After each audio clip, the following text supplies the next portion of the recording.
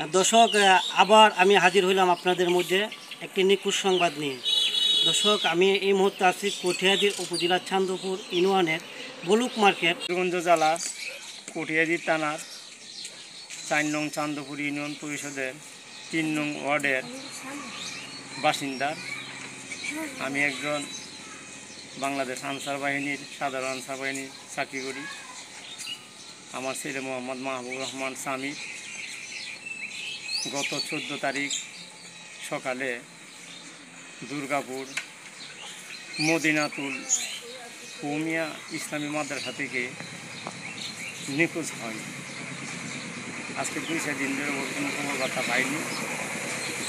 আমার ছেলের কোনো হৃদয়বান ব্যক্তি যদি তাহে তার হাতে যদি ধরা পড়ে এবং কোনো সন্ধান যদি কেউ পায়, তাহলে আমার একটা নাম্বার আছে, ওই নাম্বারে আপনারা দয়া করে বিনীত অনুরোধ আপনারা ওই নাম্বারে যোগাযোগ করবেন।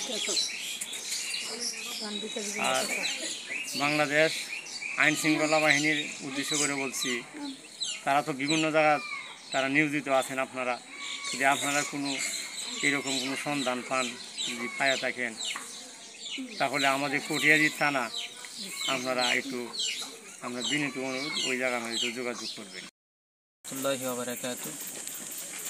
কিশোরগঞ্জ জেলা কটিয়াদী উপজেলা চান্দপুর ইউনিয়ন জাহাঙ্গীর সাহেবের মাদ্রাসার প্রধান শিক্ষক মোহাম্মদ তাসফিন।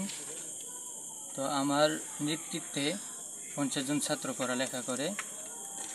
গত ১৪ তারিখ ৫ মে ২০২৪ সে রাত্রে ঘুমিয়েছে, সকালে ঘুম থেকে উঠে আমাদেরকে না জানিয়ে এবং ছাত্রদেরকেও না বলে সে মাদ্রাসা থেকে চলে যায় এবং তার নাম মোহাম্মদ মাহবুবুর রহমান সামি। তো যদি কোনো হৃদয়বান ব্যক্তি তার সন্ধান পেয়ে থাকেন, তাহলে জাহাঙ্গীর সাহেবের মাদ্রাসায় অথবা তার বাবা মার নিকট পৌঁছায় দিবেন। সকলের কাছে আমি বিনীত